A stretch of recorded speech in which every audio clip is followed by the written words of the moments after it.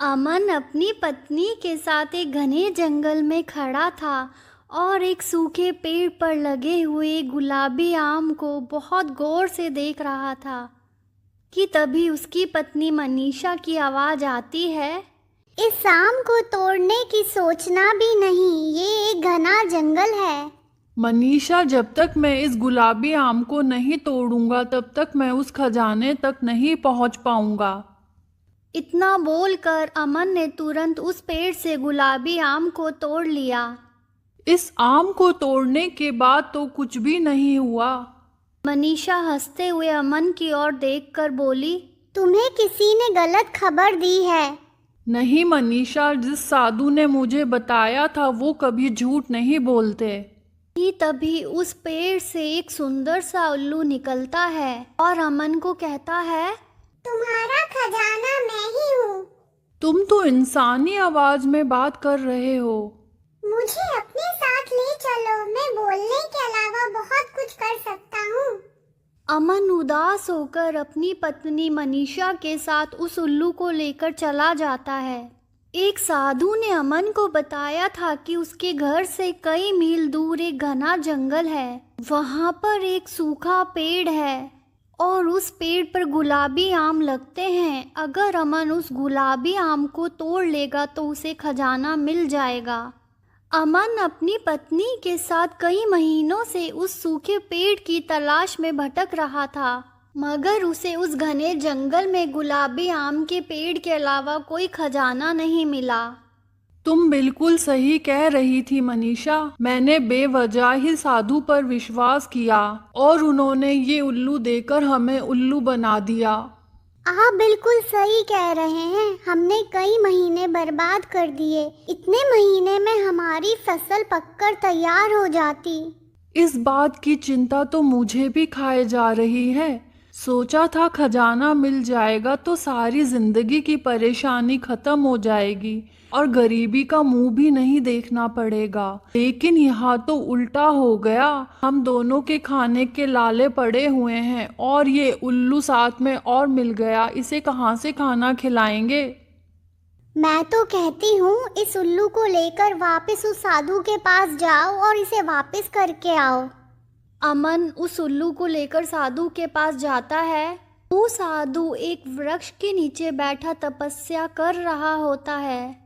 अमन उस साधु को कहता है, अपना ये उल्लू वापस ले लीजिए। क्यों, क्या हुआ? आपने ये उल्लू देकर हमें उल्लू बनाया है। ये हमारे कोई काम का नहीं है और आपके खजाने वाली बात भी झूठी है। अब मैं आप पे कभी विश्वास नहीं करूँगा। क्या तुम्हें वो गुलाबी आम मिला? हाँ, घर पर रखा है। क्या उस गुलाबी आम से हम दोनों पति पत्नी का पेट भर जाएगा? आपने हमारे साथ अच्छा मजाक किया है। देखो अमन, मेरी बात गौर से सुनो। तुम्हें खजाना चाहिए था ना? असली खजाना तुम्हारे कंधे पर बैठा ये उल्लू है जो इंसानी आवाज में बात करता है। ये जो तुम्हें आदेश देगा तुम्हें मानना पड़ेगा, वरना तुम मुसीबत में पड़ जाओगे। अब तुम यहाँ से जा सकते हो। ये सुनकर अमन बहुत क्रोधित होता है। ये क्या बकवास कर रहे हैं आप साधु महाराज? हम इस उल्लू को नहीं रख सकते। अमन, अगर ये उल्लू अब तुम्हारे पास आ गया है तो जब तक ये तुम्हें खजाना नहीं दिलाएगा ये कहीं नहीं जाएगा। अमन क्रोधित होकर घर आ जाता है। घर पर वो अपनी पत्नी को सारी घटना बताता है। खजाना मिलना तो दूर रहा, ऊपर से ये उल्लू और गले पड़ गया और वो साधु बोल रहा है कि इस उल्लू का हमें आदेश मानना होगा। उल्लू अमन की ओर देखकर बोलता है, मुझे बहुत जोरों से भूख लगी है, जल्दी से मेरे लिए खाने का इंतजाम करो। अमन क्रोधित होकर उल्लू को कहता है, अरे तूने क्या मुझे अपना गुलाम समझा है? जा, नहीं देता तुझे खाना। बहुत सारे पेड़ हैं जिनमें फल लगे हैं, जा कहीं भी मुंह मार ले। अमन ने इतना कहा ही था कि अचानक से अमन की पत्नी मनीषा का पैर फिसल जाता है और वो दर्द से रोने लगती है। उल्लू हंसते हुए अमन की ओर देखकर बोलता है, अगर मेरा आदेश नहीं मानोगे तो तुम्हारी पत्नी का पैर टूट भी सकता है। अमन चुपचाप उल्लू को खाना लाकर देता है और उल्लू खाना खाता है और अमन को कहता है, अब मेरा घूमने का मन कर रहा है, चलो कहीं घूमने चलते हैं। लेकिन मेरी पत्नी के पैर में मोच आ गई है। मोच ही तो आई है ना, टूटा तो नहीं पैर। चलो अब घूमने चलते हैं। अमन ना चाहते हुए भी उल्लू को लेकर जंगल की ओर निकल जाता है। तभी अमन की निगाह एक घोड़े पर जाती है। अमन उस घोड़े को बड़े गौर से देखता है। ये घोड़ा तो महाराज जी का लग रहा है। तुमने बिल्कुल सही कहा अमन, ये घोड़ा महाराज जी का ही है। तभी वहाँ पे उसे राजकुमारी बेहोश मिलती है। अरे ये तो महाराज जी की बेटी यामिनी है, ये यहाँ पर बेहोश कैसे हो गई?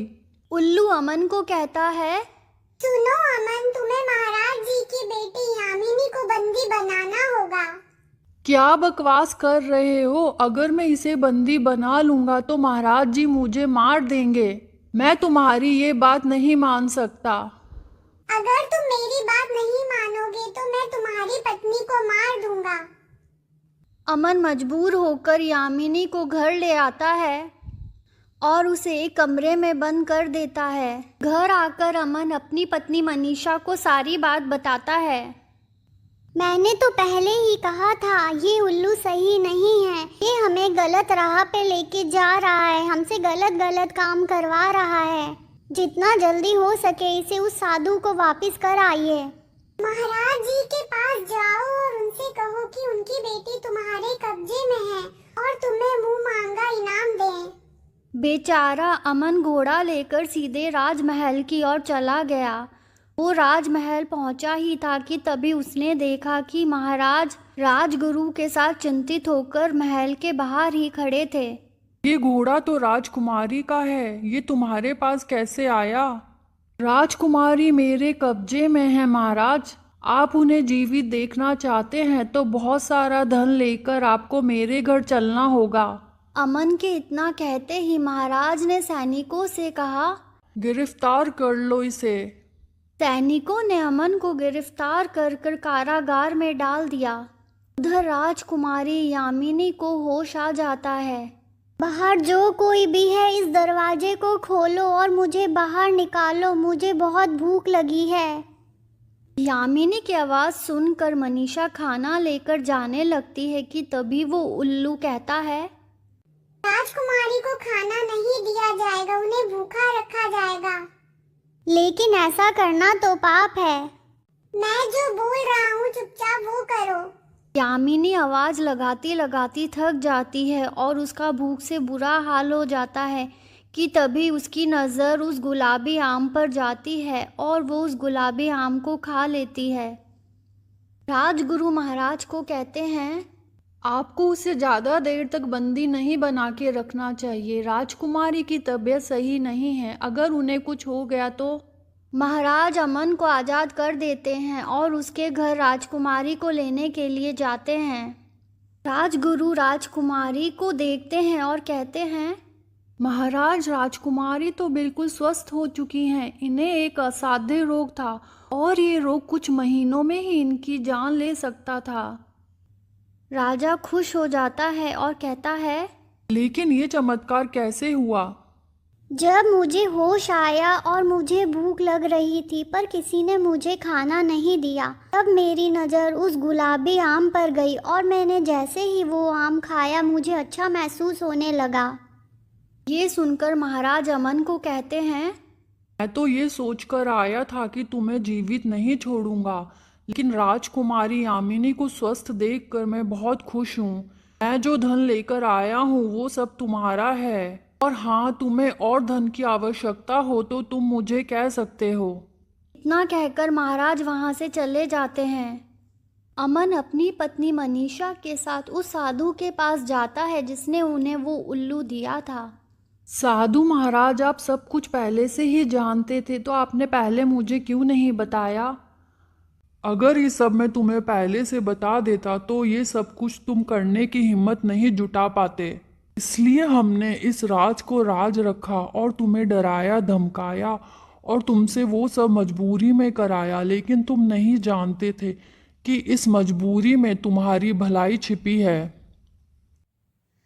इसी तरह की रोचक और मनोरंजक कहानियाँ देखने के लिए हमारे चैनल को सब्सक्राइब कीजिए और बेल आइकन का बटन भी दबा दीजिए ताकि आने वाली हर कहानी आप तक पहुंच सके।